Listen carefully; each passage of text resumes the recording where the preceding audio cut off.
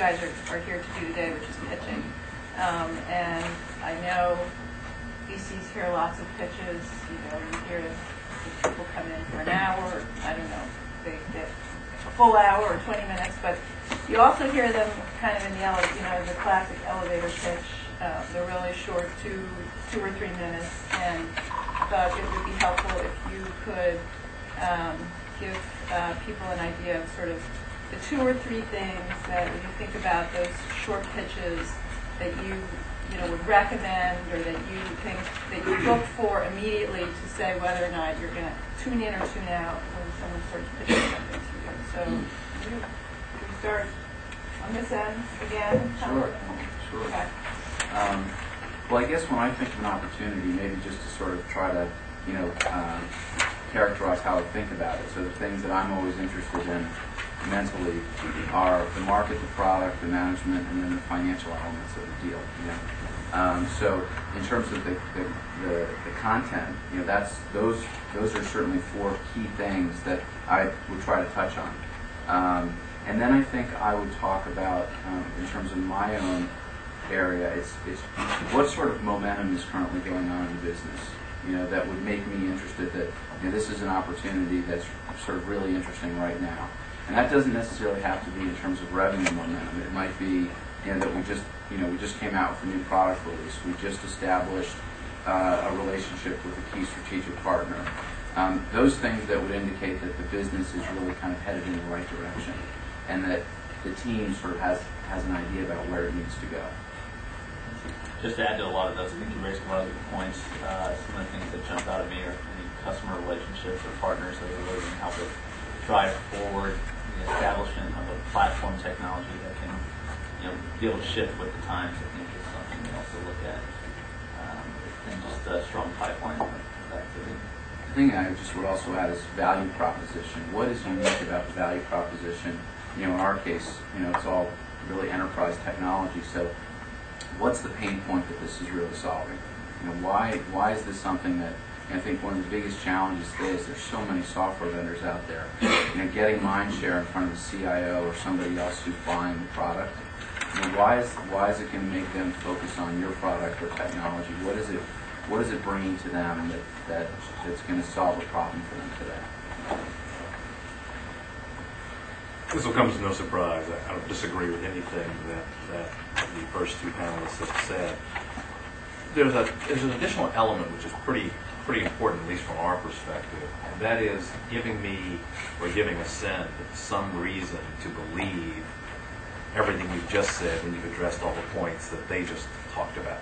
So, for instance, you talk about your product, you talk about the market need, then I absolutely want to hear something with regard to your own background or something with regard to customer traction. Give me something else objective, or a little more objective, that says I should believe what you're telling me about your product, about the market opportunity, about the space. I may have my own beliefs about it, but to the extent that you can give yourself a little more credibility in that pitch, in that elevator session, that definitely goes a long way. There have been situations where initially I was pretty cool to an idea, and then the management team will say something to the effect of, I was at a company that did something related, and we were very successful at that, and therefore I really know what I'm talking about in terms of this new solution. Then I'll take a step back and say, oh, maybe there really is something here, even though initially the presentation might have caused me to be somewhat lukewarm on the idea.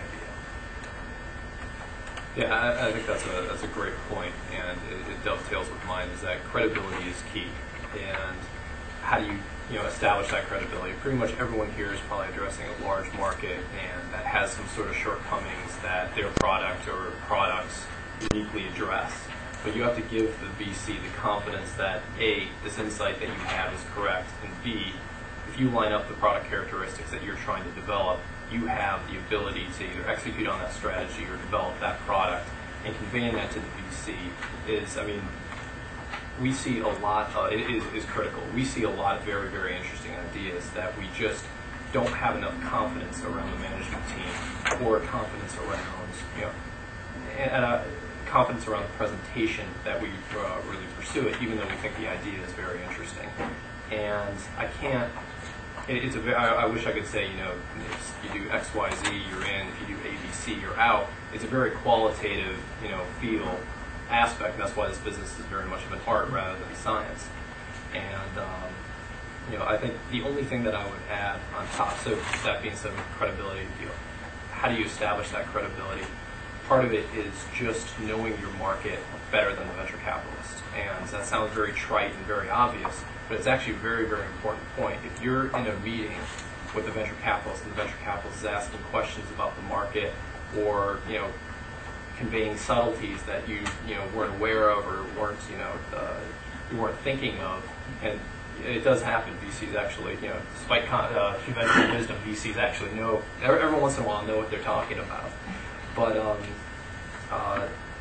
you just want to give the venture capitalist the idea that you've thought of his concerns and you've addressed them in this way. Maybe you can't give okay, I've already, it's not a concern because of this, but give him the idea that you've already thought of that concern is a very important thing, and I think that's a very important step in conveying credibility. As if we all rehearsed this. I mean, we're sort of super sequencing over here.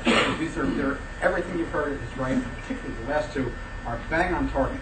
Because if you think about the way a VC or an angel or anybody listens to your pitch, and you have a really tight elevator pitch, the first thing is, okay, who are you? Are you talking about building a rocket moon? Or are you talking about a shampoo? Or so the very first thing is I'm doing X. So whatever X is, or wherever it fits into the investor's mindset, you start off there. And then the trick is, from that point, after your first sentence about establishing whatever X is, you have to validate with credibility, and you have to take everybody up. Because investors have these marvelous little sort of eyes in the back of their parents, eyes in the back of their heads and ears for hearing things that are bullshit, hearing things that are off, hearing things that are add to your credibility. And so what you want to do is you want to start in place A and then go boom, boom, boom, boom. Build on your credibility, build validators. And whether the validators are your management team, the value proposition, your customers, your technology, your patents, your experience, your whatever it is, you want to go boop, boop, boop, boop. Because the minute you go the other direction. The minute you say anything, if you're, and VCs, investors, remember, see a lot of plans. You've been focused on your plan. We've been looking at 50, 100 plans a month, and I guarantee you some of them are in your space. So even though we're not experts in your space, I guarantee you we've seen whatever your business is. We've seen at least 1 or 2 plans there, and therefore we've seen what the competition or somebody else has said about this space. So we might not know all the answers, but we know just enough to know what the questions are in many cases.